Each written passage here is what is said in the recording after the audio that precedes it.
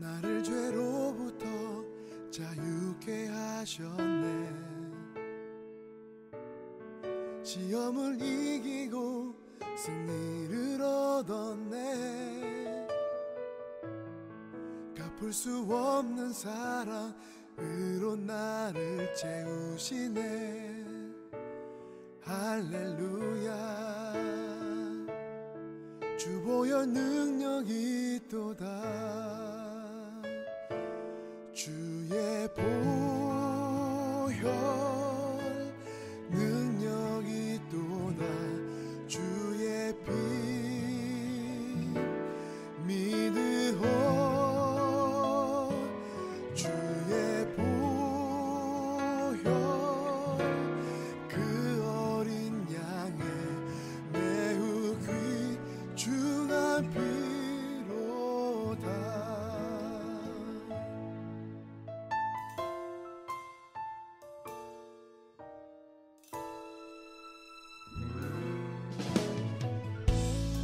또다시 초라하게 넘어진대도 더 없는 은혜와 이길 힘 주시며 갚을 수 없는 사랑으로 나를 채우시네. 할렐루야. 주 보혈 능력이 있도다.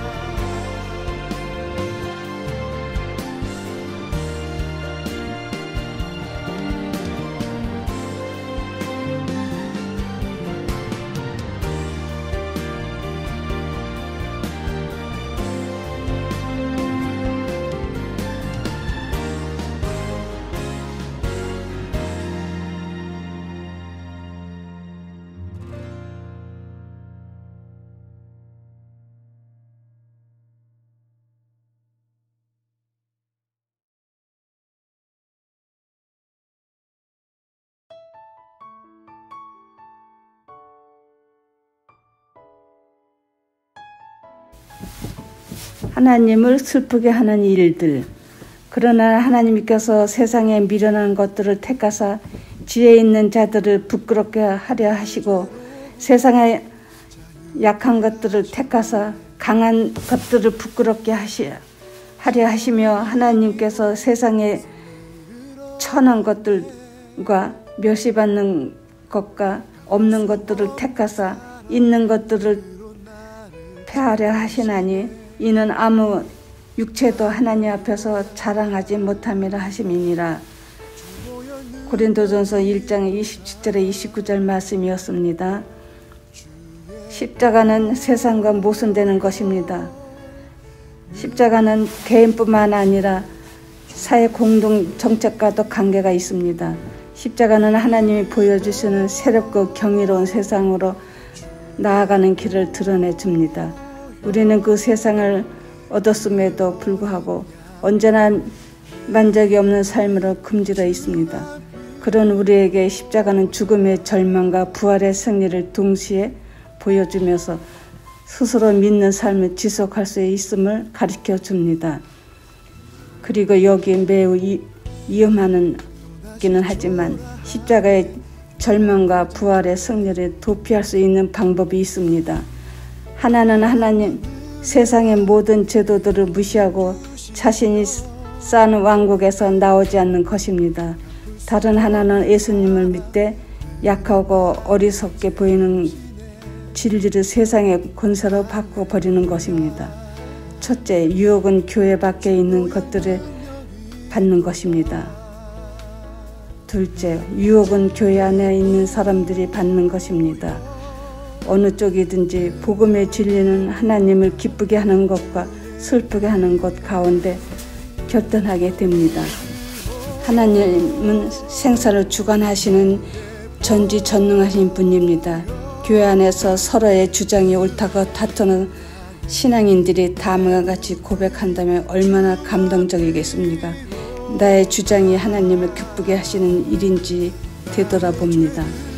진부와 보수를 제쳐놓고 모든 신앙인들이 함께 하나님 나라를 이루어간다면 얼마나 크고 새로운 에너지와 열정을 만들어낼 수 있겠습니까? 그러나 우리는 자신을 급히는 힘들고 어려운 일을 택하려 하지 않습니다. 우리는 결단해야 합니다.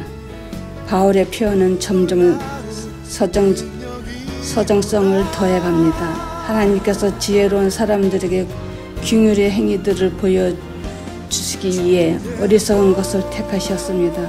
그것은 우리의 지식, 생각과 모순이 되는 것입니다.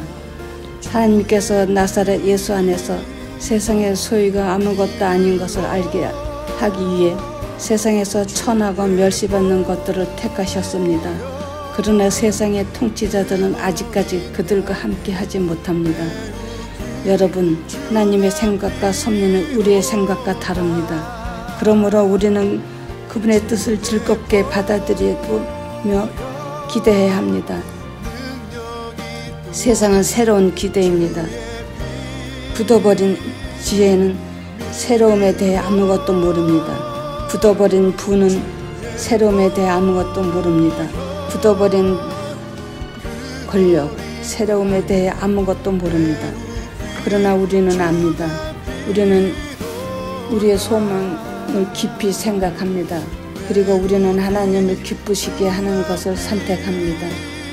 오늘 즉시 받아들이고 약간 뽐내도 됩니다. 내가 하나님께서 기뻐하시는 것들을 안다는 것은 자랑하십시오. 하나님이 기뻐하시는 일이 나에게도 기쁨이란 것을 사실을 기뻐하십시오. 하나님께서 새로운 질서를 정하셨습니다. 그 질서 안에서 첫째는 꼴찌가 되고 꼴찌는 첫째가 됩니다. 우리를 세상의 거짓 가치들로부터 돌이키게 하소서.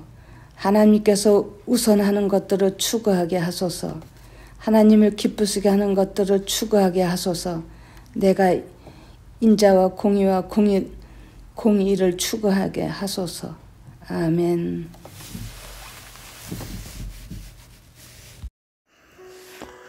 우리와는 다른 하나님의 방식. 여호와께서 이르시되 내가 내 모든 선한 것을 네 앞으로 지나가게 하고 여호와의 이름을 네 앞에 선포하리라. 나는 은혜 베풀 자에게 은혜를 베풀고 긍휼히 여길 자에게 긍휼을 베푸느니라. 출애굽기 33장 19절. 출애굽기 33장은 하나님과 모세 사이에 있었던 어색하고 복잡한 협상에 대한 말씀입니다. 모세는 이스라엘 백성의 죄로 인해 진노하신 하나님과 협상을 시도합니다. 하지만 하나님은 자신의 뜻을 굽히지 않으십니다. 그럼에도 불구하고 모세는 하나님께 진노를 거두어 주실 것을 간구하며 하나님이 어느 정도까지 자신의 요구에 응답하여 주실 수 있을지 알기 위해 노력합니다. 우리는 실패를 딛고 다시금 도약을 하려 할 때 이런 방식을 택합니다. 우리는 새로운 도약을 위해 사용 가능한 수단을 찾습니다. 하나님께서는 은혜로우십니다.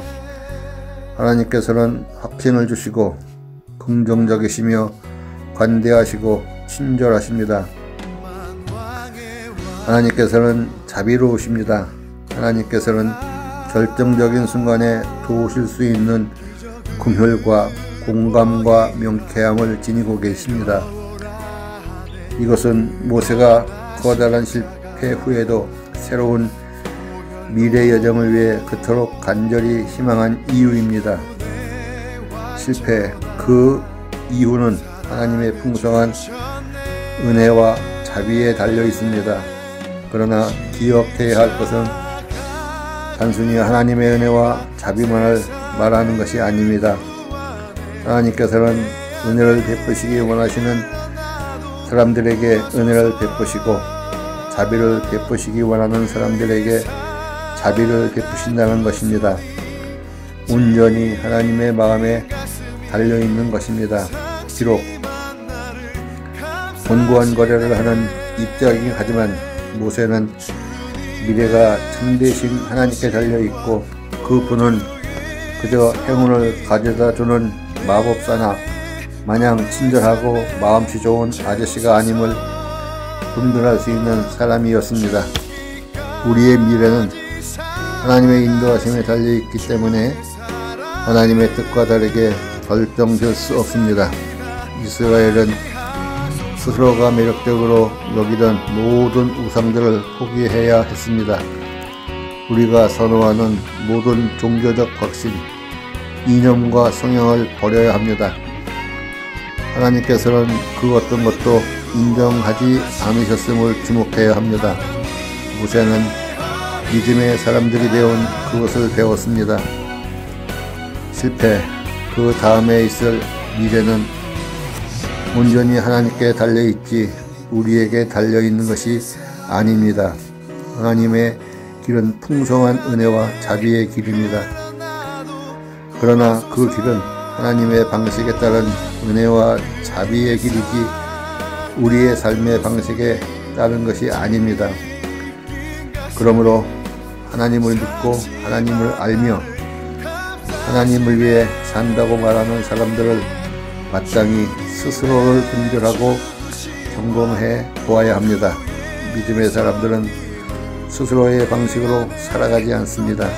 우리는 모세처럼 자신만의 방식이 아닌 하나님의 계획하신 미래의 여정을 걸어가기를 결단해야 합니다. 때로는 화를 내시기도 하시는 하나님, 우리에게 우리 자신의 방식이 아닌 하나님의 방식에 따른 은혜와 자비로 가득한 미래를 허락하소서. 하나님께서 우리와 함께 미래로 동행하심을 알고 감사와 찬양으로 응답하게 하소서. 아멘. 하나님이 이르시되 내가 나와 너희와 및 너희와 함께하는 모든 생물 사이에 대대로 영원히 세우는 언약의 증거는 이것이니라. 내가 내 무지개를 구름 속에 두었나니 이것이 나와 세상 사이의 언약의 증거니라. 내가 구름으로 땅을 덮을 때에 무지개가 구름 속에 나타나면 내가 나와 너희와 및 육체를 가진 모든 생물 사이에 내 언약을 기억하리니 다시는 물이 모든 육체를 멸하는 홍수가 되지 아니할지라. 창세기 9장 12절에서 15절 말씀. 본문은 심판에 대한 말씀이 아닙니다. 그것은 인간들의 죄에 대해 분노하시지만 다시 돌이켜 흘러넘치는 성실하심으로 우리를 구원하시는 하나님에 대한 이야기입니다. 하나님에 대한 이야기는 곧 우리에 대한 이야기이기도 합니다. 당연히 당신과 나에 대한 이야기이며 우리가 살고 있는 세상에 대한 이야기입니다. 흘러넘치는 하나님의 신실하심은 바로 우리를 에워싸고 있는 모든 문제들을 고치시는 하나님의 해독제입니다. 그것은 진노를 거두시고 구원하시는 하나님의 본성에 대한 증언이며 이 세상의 수많은 문제들을 고치시기 위해 하나님께서 은혜와 긍휼로 응답하실 것이라는 초대입니다. 다음의 선물들을 깊이 생각해 보십시오. 가난한 사람들을 집어삼키는 부자들을 위한 경제체제는 이제 부적절합니다. 바야흐로 평화의 가능성이 우리를 뒤덮고 있습니다. 전쟁과 폭력에 대한 오래된 욕망은 이제 지지를 받을 수 없습니다. 풍성한 결실이 우리를 뒤덮고 있습니다. 인간이 삶의 표준을 유지하기 위해 애쓰는 기술공학의 폐해는 이제 낡은 것이 되고 말았습니다. 하나님은 지금 당장 이 모든 문제들을 멈출 것을 요구하지 않으십니다. 하나님의 구원은 이 모든 것들이 부적절하고 지지받을 수 없으며 캐캐 묵은 것으로 만듭니다. 무지개는 하나님의 뜻입니다. 무지개는 우리에게 동일한 아픔을 주지 않으신다는 하나님의 약속입니다. 무지개는 태양과도 같은 하나님의 신실하심을 상기시켜주는 표징입니다. 우리는 태양과도 같은 하나님의 성실하심 가운데 살아야 합니다. 우리는 창조 세계가 직면한 문제를 새롭게 해결하시는 하나님으로 인해 놀라워합니다. 우리는 선물로 주신 창조의 질서를 충분히 인지하고 있습니다. 우리는 하나님의 신실하신 언약에 감사합니다. 이스라엘 백성이 광야 생활을 마치고 법궤를 약속의 땅에 내려놓던 그날을 상상해 보십시오. 이제 하나님의 약속에 부합하는 새로운 삶을 향한 노력을 기울일 때입니다. 그것이 우리가 해야 할 일입니다. 하나님의 성실하심이 물이 바다를 덮음같이 지금도 우리 가운데 흘러넘친다는 사실을 잊지 말아야 할 것입니다. 기억하시는 하나님, 사순절에 우리에게 창조를 향한 당신의 신실하심을 베풀어 주소서. 당신의 신실하심에 잠겨 그에 걸맞는 새로운 삶을 살도록 도와주소서. 아멘. 께서 대답하여 이르시되 여자여 내 믿음이 크도다. 내 소원대로 되리라 하시니 그때로부터 그의 딸이 나으니라. 마태복음 15장 28절 말씀. 예수님은 자신이 알고 교제하던 사람들을 넘어서 자신이 알고 실천하던 계명을 넘어서 자신이 물려받은 전통을 넘어서 알지 못하던 그 누군가에게 다가가셨습니다. 오늘 읽은 말씀에서 뭔가 강력한 어떤 것이 예수님에게 일어나고 있음을 주목하십시오. 여인은 계속해서 예수님에게 간청합니다. 여인은 내부인들에게 교훈을 주는 외부인입니다. 여인은 예수님에게 아직 품지 않은 큰 소명을 상기시켜 드리고 있습니다. 예수님은 기꺼이 여인이 상기시키는 보다 큰 소명을 받아들이십니다. 예수님은 메시아로서의 자신의 소명과 위임을 다시 생각하시는 것을 볼 수 있습니다. 예수님은 온전하고 신실한 하나님의 뜻이 자신의 영역을 넘어서 타인에게로 나아가는 것임을 깨닫게 됩니다. 예수님은 이제 새로운 방식으로 인간들의 모임에 참여하십니다. 저는 이것이 우리의 미래를 위한 중요한 의지라고 믿습니다. 우리는 타인과 적당한 거리를 두고 살아갑니다. 동시에 우리는 우리의 신앙이 그러한 경계를 넘어설 것을 요청한다는 점도 잘 알고 있습니다. 우리 가운데 어떤 이들은 우리를 위협하는 타자들을 포용하기 위해 그에 따르는 위험을 기꺼이 감수하기도 합니다. 본문 말씀은 하나님의 사랑과 치유와 정의의 복음이 우리와 비슷한 부류의 사람들만을 위한 것이 아니라는 것을 말해줍니다. 제가 상상하는 이 이야기의 결말은 예수님의 독백으로 끝이 납니다. 나를 넘어서 타인에게 다가가야 한다는 생각을 미처 하지 못했구나. 하나님께서는 그분의 위대하신 권능의 힘으로 우리를 이끄실 뿐 아니라 타인의 말과 존재를 통해 이끄시기도 합니다. 타인을 소외시키는 규제들은 하나님의 포용력으로 타인에게 향하는 우리를 막을 수 없습니다. 우리는 이방인, 나그네, 고아와 과부들의 이웃입니다. 이들 모두는 치유가 필요합니다. 하나님께서는 익숙한 삶의 영역을 넘어서 여인의 딸이 즉시 나으니라 라는 놀라운 고백이 있는 그곳으로 우리를 부르십니다. 공동체로 모으시는 하나님, 우리를 부르셔서 우리의 왜곡된 돌봄의 영역을 넘어가게 하소서. 우리를 부르셔서 이웃들, 타인들, 구개인들, 상처받은 이들에게 나아가게 하소서. 이들에게 하나님의 긍휼을 실천하게 하소서. 아멘. 지금 우는 자는 복이 있나니 너희가 웃을 것이며 화 있을진저 너희 지금 웃는 자여 너희가 애통하며 울리로다. 예수님은 화 있을진저라고 선포하시면서 지금 웃는 자를 비판하셨습니다.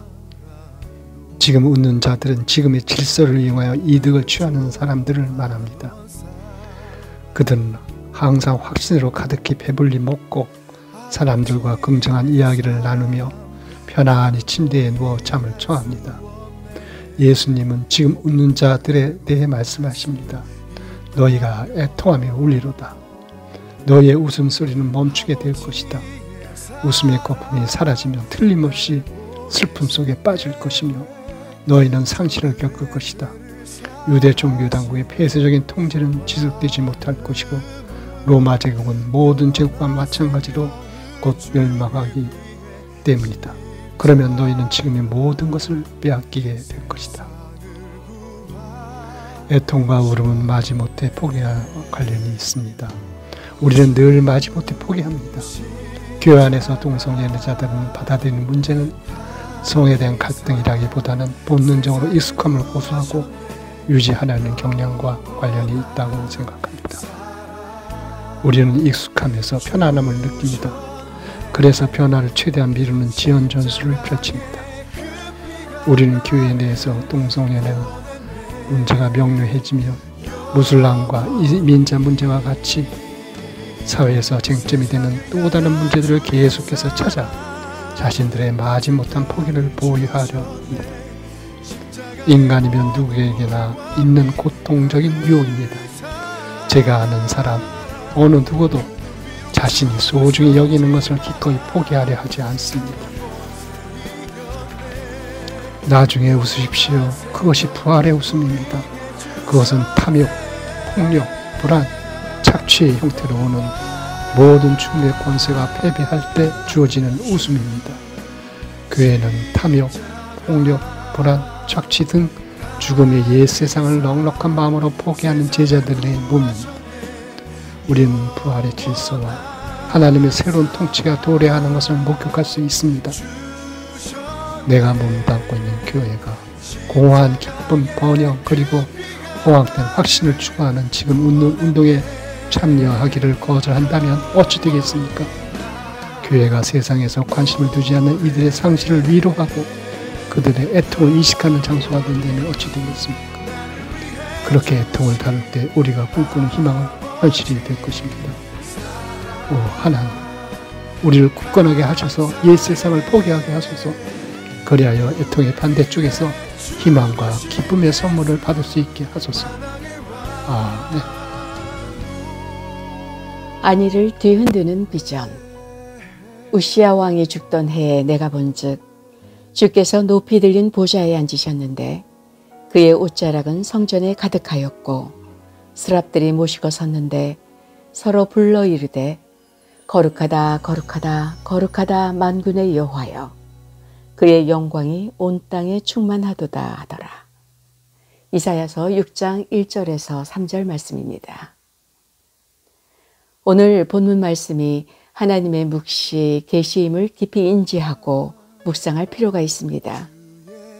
말하자면 말씀에서 펼쳐지는 광경을 이해하기보다는 우리가 해석할 수 없는 낯선 신비를 존중할 필요가 있다는 뜻입니다.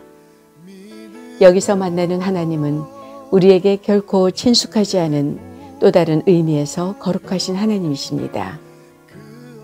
묵시는 시, 신화, 이미지, 환상, 묵시, 꿈과 같은 형식으로 표현됩니다.